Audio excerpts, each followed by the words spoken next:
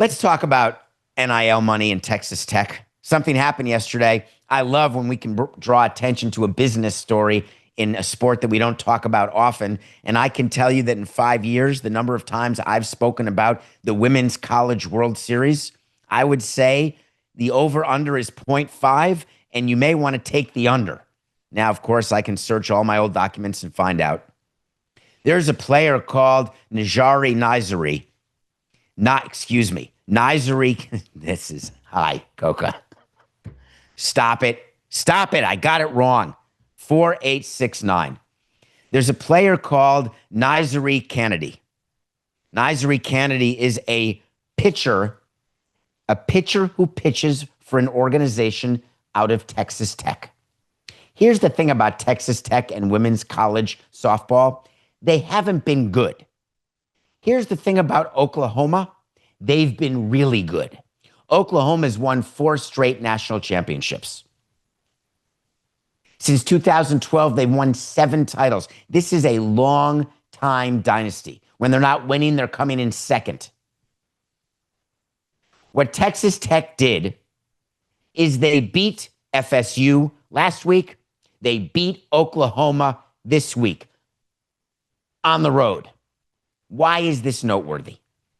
Why? Because Kennedy signed a $1 million deal to go play for Texas Tech. She transferred from Stanford, another powerhouse, to go to a team that had never won a conference title. Forget the College World Series. Forget even being impactful in the College World Series. She left as a free agent and joined a club. This is the equivalent of Robinson Cano going to Seattle or Alex Rodriguez going to Texas. This is a major story. And I bring it up only to tell you that I love being right. I admit it. You heard Dan talk about it. Of course, I've got ego, maybe even a little id. But the ego is that I told you that what's going to happen in college sports is total and complete free agency. And in free agency, if you can find someone to outspend, damn the torpedoes, forget the mistakes, forget the wasting of money. If you can just spend it and you hit it right once, you have an opportunity to buy a title. What do we have against that? It's happened in professional sports. The Marlins bought a title in 97. People argue the Dodgers are buying a title now. It is very common, especially in the era of NIL, where if you get a booster, forget the PR announcements of Steph Curry being the GM of Davidson or all these superstars who are going to help operate programs of their alma maters. It's a bunch of horse hockey. What it means is they got a title. It's like putting their name on a building because they've committed to give money. They've committed to be a part of a collective or to give money to get better players. And people are doing this unapologetically. And why shouldn't they? What would anyone have against if Davidson all of a sudden can sign and have $30 million worth of players on its team? Why can't Davidson be Duke? Why can't Texas Tech be Oklahoma? Why can't the Marlins be the Dodgers? The reason for the latter is that in a collective bargaining situation, in different markets with different revenues and different economics, it makes it impossible.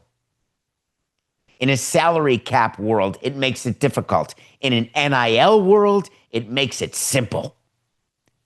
Giving $1 million to someone. Do you think that there's a chance that there's a benefactor who would give $1 million to someone in lacrosse or in volleyball or in track? And if you do it right. Think about what this player is, Kennedy. Just think about her ERA, 0.89 in 205 innings. This is not nepotism or a schlepper. This is someone who is going to come and make a difference in a way that it's very hard to do in a sport, in a team sport, where one player can make a difference like this. And this player is Otani. Not only does she pitch, but she hits. She took the $1 million, goes to Texas Tech, Says, I'll pitch 200 plus innings for you, but you know what else? I want to do what I couldn't do at Stanford. I want to hit. So guess what? In 55 games, Kennedy hit 312, slugged 720. Why am I giving you stats for someone who's an ace and someone who's an MVP hitter, an all-star hitter? Because Texas Tech stood up and said, that's got to be worth $1 million. How? How do you get paid back?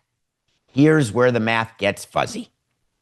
Will Texas Tech, by being in the Women's College World Series, is there a direct benefit, a direct distribution that can match what the roster would cost or even what she herself would cost? And the answer is, when you can't tie direct benefits to an expenditure, what you end up doing is you end up deciding to establish other ways of measuring. You say, we've gotten, and you'll read about this often, we've gotten 669 mentions in the national press. We got 42 minutes on SportsCenter, and we got 12 seconds on ABC Nightly News. We got 49 million likes and 73 posts. And if we add all that up at a conservative, let's say 1 penny per moment, that was a $10 million gain just for signing her. And we only had to pay her $1 million. That's a $9 million profit. It is funny the math you can do, believe me. And there's some funny math going on in Texas Tech, but you have got to give credit where credit is due. Congratulations, Texas Tech.